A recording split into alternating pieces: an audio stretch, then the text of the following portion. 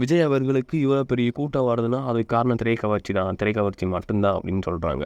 திரைக்கவர்ச்சி தான், நானும் இல்லைன்னு சொல்லலை. ஆனால் அந்த மாநாடு முடிஞ்சதுக்கப்புறம் விஜய்க்கு ஒரு ஆதரவு வந்துச்சுல, அதுக்கு காரணம் அந்த மாநாட்டு மேடையில் அவர் பேசினது.